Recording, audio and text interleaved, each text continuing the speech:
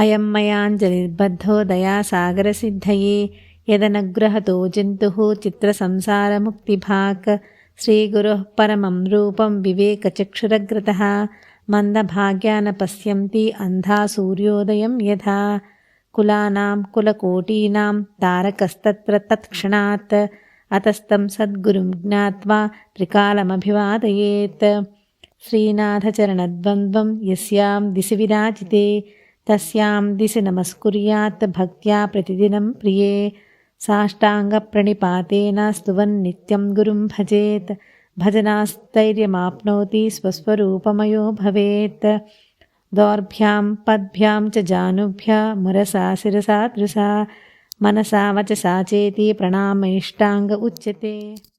గురుపరబ్రహ్మమా, నీ అనుగ్రహముచే చిత్రమైన ఈ సంసారము నుండి ముక్తుడు అయిన జీవుడు అంజలిబద్ధుడై నీకు నమస్కరించుచున్నాడు.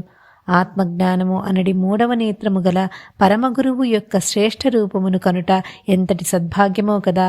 అంధుడు సూర్యోదయమును చూడలేనట్లా మందభాగ్యులు సద్గురువును ఆశ్రయించలేరు. గురుముఖము నుండి మహావాక్యములను శ్రవణము చేసిన శిష్యుడు ఆత్మజ్ఞాన సంపన్నుడై స్వస్వరూప జ్ఞానమును పొంది ఆత్మను దర్శించినవాడు అయినచో అతను తన కులములోని అనేక మందిని తరింపచేయువాడగును. అందువలన సద్గురు మహాత్ముని గుర్తించి త్రిసంధ్యలయందు నమస్కరించవలెను.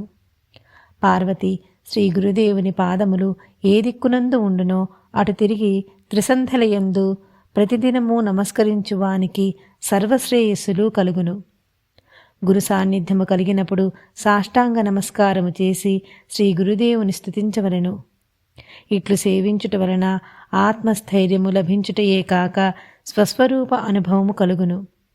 సాష్టాంగ నమస్కారము అనగా చేతులు, కాళ్ళు, మోకాళ్ళు, వక్షస్థలము, శిరస్సు, నేత్రములు, మనస్సు, వాక్కుల అను 8 అంగములు చేత చేయు నమస్కారము.